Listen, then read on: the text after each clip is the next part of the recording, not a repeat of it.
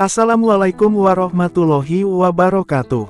Sahabat beriman yang dimuliakan Allah, semoga kita selalu dalam lindungan Allah dan selalu mendapat rahmat-Nya.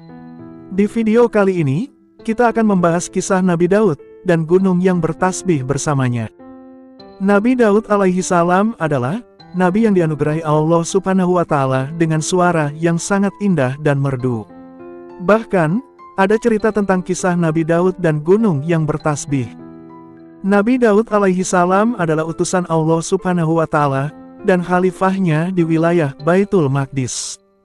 Nama lengkapnya adalah Daud bin Aisyah, bin Uwaid, bin Abir, bin Salmun, bin Nahshun, bin Uwainasib, bin Iram, bin Hashrun, bin Farshun, bin Yahuja, bin Yakub, bin Ishak, bin Ibrahim al-Khalil. Sejak kecil, Nabi Daud alaihi salam sudah dikaruniai banyak hal oleh Allah subhanahu wa ta'ala. Kehebatannya terlihat dari keberhasilannya mengalahkan Jalut. Selain itu, ia juga dikaruniai Allah subhanahu wa ta'ala suara yang sangat merdu. Berkaitan dengan suaranya yang sangat indah, ada sebuah cerita yang sangat terkenal, di mana ada kisah Nabi Daud dan gunung yang bertasbih. Kisah ini diabadikan dalam Al-Quran Surat Saba ayat 10. Allah subhanahu wa ta'ala berfirman yang artinya, "Sungguh, benar-benar telah kami anugerahkan kepada Daud karunia dari kami. Kami berfirman, wahai gunung-gunung dan burung-burung, bertasbihlah berulang kali bersama Daud. Kami telah melunakkan besi untuknya." Kemudian, Allah subhanahu wa ta'ala juga berfirman dalam ayat selanjutnya, yakni Surat Saba ayat 18, yang artinya, "Kami jadikan antara mereka dan negeri-negeri yang kami berkahi, Syam, beberapa negeri yang berdekatan, dan kami tetapkan antara negeri-negeri itu jarak perjalanan. Berjalanlah kamu di negeri-negeri itu pada malam dan siang hari dengan aman."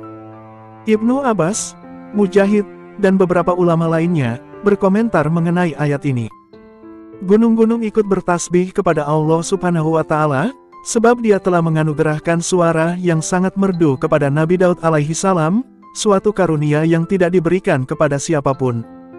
Oleh karena itu, ketika Nabi Daud alaihi salam membaca kitab Zabur, burung-burung yang terbang di angkasa mendarat untuk mendengar lantunan suaranya. Gunung-gunung ikut bertasbih bersamanya di waktu pagi dan sore hari. Wahab bin Munabih mengatakan bahwa tidak ada seorang pun yang mendengarkan kemerduan suara Nabi Daud alaihi salam, melainkan ia akan berjalan dengan sebelah kakinya seperti berdansa. Manusia dan segala jenis hewan akan rela berhenti untuk mendengarkan kemerduan suaranya. Bahkan, ada dari hewan-hewan itu mati kelaparan, dan sungai pun berhenti mengalir. Ibnu Juraij pernah bertanya kepada Atta tentang membaca kitab suci dengan dilakukan. Kemudian, ia menjawab, "Hal itu tidak mengapa. Aku pernah mendengar Ubaid bin Umar berkata, dulu Daud alaihi salam pernah mengambil rebana dan menabuhnya. Lalu, beliau membaca kitab suci. Beliau mengulang-ulang suaranya. Beliau sengaja melakukan hal itu, agar beliau bisa menangis. Begitu juga yang mendengarkannya." Di samping memiliki suara yang amat merdu dan indah, Nabi Daud alaihi salam juga sangat cepat dalam membaca kitab Zabur. Hal ini sesuai dengan hadits Rasulullah Shallallahu Alaihi Wasallam yang berbunyi, Daud sangat lincah dalam membaca kitab. Beliau pernah memerintahkan seseorang memasang pelana kudanya, sementara beliau sendiri membaca kitab. Sebelum pelana kuda itu selesai dipasang, beliau lebih dulu selesai membaca Zabur, kitabnya. Beliau juga tidak makan, kecuali dari hasil kerjanya sendiri. Hadis riwayat Bukhari dan Ahmad. Mengenai anugerah suara yang sangat indah milik Nabi Daud alaihi salam, salah seorang sahabat Rasulullah Shallallahu Alaihi Wasallam ternyata juga memiliki suara yang mirip dengan milik Daud alaihi salam. Diriwayatkan oleh Ahmad bahwasanya Aisyah radhiyallahu anhu pernah berkata, Rasulullah Shallallahu Alaihi Wasallam pernah mendengar suara Abu Musa al-Asy'ari ketika ia sedang membaca Al-Quran. Kemudian beliau bersabda, Abu Musa al-Asy'ari dianugerahi keindahan suara dari seruling kepunyaan Daud. Hadis riwayat Ahmad.